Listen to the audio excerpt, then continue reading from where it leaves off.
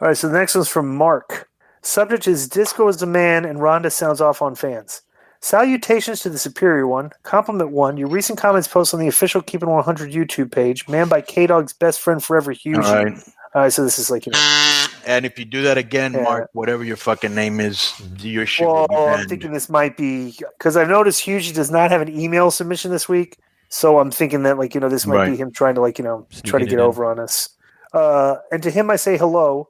About the state of wrestling, you are spot on. They prove that you are the man when it comes to thoughtful and accurate points on wrestling, the only true authority on the sport today.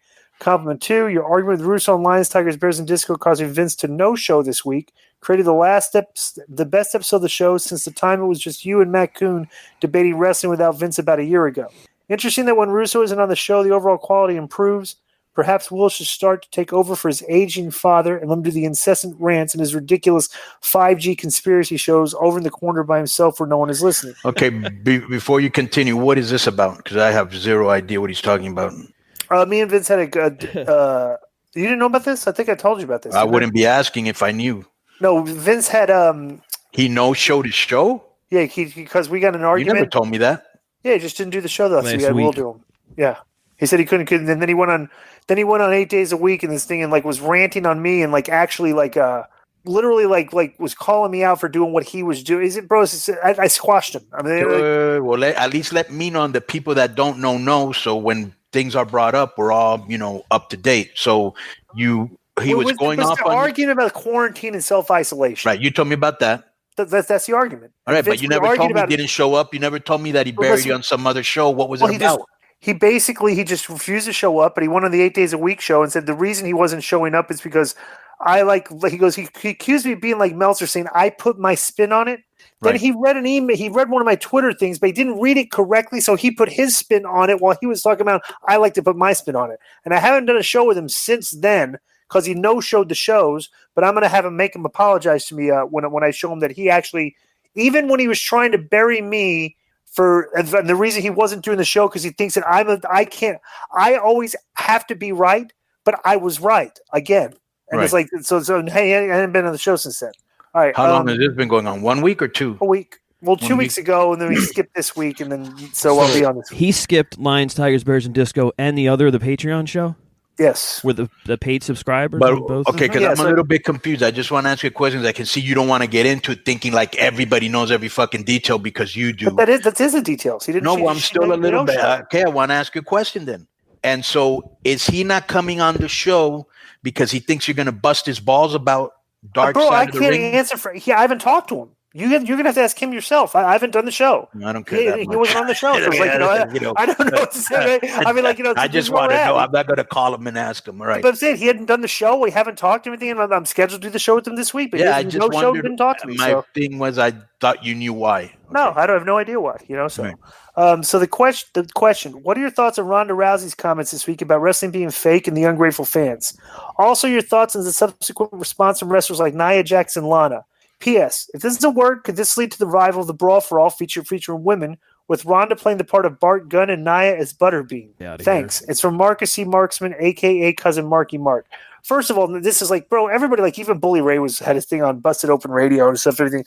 Listen, and this came up a while back, too. I think somebody called, whenever we bring up the word fake, okay? And bro, let me tell you something. Back in the day, nobody used that word. You know why they never said fake? It's because all the guys looked like grown-ass men and looked like they could beat your ass if you said it was fake. All right? These days, you say fake is because, bro, I'm sorry. There's a bunch of wrestlers. I don't know what other word to use. If you don't look like you can fight and you're doing all these sissy moves and stuff and you're acting like a bitch on Twitter all the time and stuff, I'm sorry. She does real fighting. And you look at the antonym of the word real in Webster's dictionary and the word is fake. So what other word is she supposed to use when she talks about, hey, I'm a real fighter? This is you guys are doing the fake shit because the wrestlers themselves have created and opened the door for people to call it that. It's like back then we had numbers. We had if anybody said wrestling was fake back in the day, all right, you could sit there during the Attitude or when we wrestled. If people would say it's fake, oh, that shit's fake and everything, pretty much everybody that was watching, or even if you didn't watch wrestling, you would say, well, it kind of looks real to me. And look at the numbers they do. They're the highest rated show on cable TV. It's like now wrestling is like the 50th highest show on cable TV. The wrestlers look like a lot of them, like you said, in the locker room. A lot of guys do not look like they belong in the locker room sometimes. You watch the shows, a lot of people look like they don't belong. So when Ronda Rousey says, use the word fake, I'm sorry. This chick is a UFC champion that fights for real and could probably kick the shit out of every single girl for real, and we know she could. So when she uses the word fake, it's like, okay, go fight for real. Go whoop somebody's ass for real then. Because like these days, it's like I mean, the wrestlers themselves are causing this. They make it look fake. This I don't want thing. wrestling to be. I don't want people to look at wrestling as fake. But then I look at the shows and it's like, they act like a bunch of people on Twitter act like bitches. You see that they're all like, like Nia Jax was acting tough to Ronda Rousey. Lana says, hey bitch, I'll make you all right. Well then put up or shut up. Well, now Nia Jax, you want to tell Ronda? Okay, let's see Ronda. And let me tell you something. Nia Jax punched Becky Lynch in the face and broke her nose in the ring, which is real tough. Yeah. When you're out there working and you punch a girl in the nose and break her nose, I'm sorry, Nia Jax, you're not. If you want to talk about Ronda Rousey like that, I'd like to see it. If it's a shoot, yeah, so would I. But I think that one thing that we know about Ronda is that a lot of her stuff when she was in WWE was going through Paul Heyman, or Paul was, running the things by her, coming up with ideas, or writing her promos, or even when she did her YouTube show and would talk shit on Becky Lynch, a lot of that came from Paul, supposedly, allegedly. So I just think this is a way to gauge interest in her coming back. And, the other girls are probably in on it, I'm sure. And if Paul's still writing and everything, it's probably him going to Ronda to say, hey, stir it up a little bit and let's see what we can get. Well, plus they said the fans get offended when you call. It's like, yeah, the fans. Bro, you're all smart marks anyway.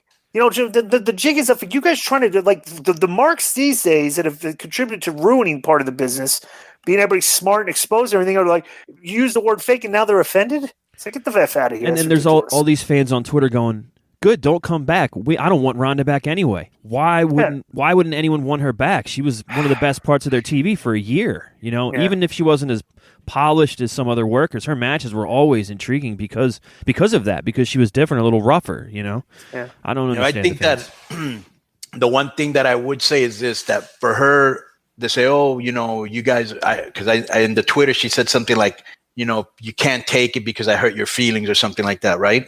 Mm-hmm. I'm thinking to myself, bro, you act like that when they hurt your feelings too. Yeah. She's a super snowflake too. Yeah. She doesn't like to be, because how old is she? She's probably a millennial, right? 36. Who, Ronda?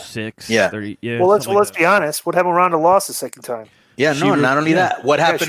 She disappeared. Remember, bro, this is when she got exposed, and I'll never forget it. Were you watching that season when her and Misha Tate were the coaches on? Did you see how she would act and talk about her boyfriend and the time that Misha put her hand in her face and she got really mad, and she would always be throwing tantrums because she was so used. And you see this a lot when wrestlers are spoiled and pampered like she was, they think that they can get away with anything and that nobody can criticize them or nobody can get in their face. And she didn't like it when they would do it to her, So she's a super snowflake herself. But getting back to her point, so are more than half of the wrestlers that are in the business today. And I don't know where Nia gets off on this. Hey, first she went off on Cross, super cool dude, but she probably doesn't know him. Then she went on, and it had nothing to do with her. Then she goes off on Ronda. And I'm thinking to myself, because she's from here, she's from San Diego. Mm-hmm. And I remember the last time I read her bio, she played basketball and she was like a plus size model. Where in there does it say to you that you're going to beat Ronda's ass just because you're 6 feet, 250 or whatever she is? 300. Ronda will put it to you and then some. Well, think about that. How much does Ronda weigh? 130, 125. So how tough is that? Yeah. Let's think about how tough is. I mean, you're talking tough for somebody you weigh twice as much as.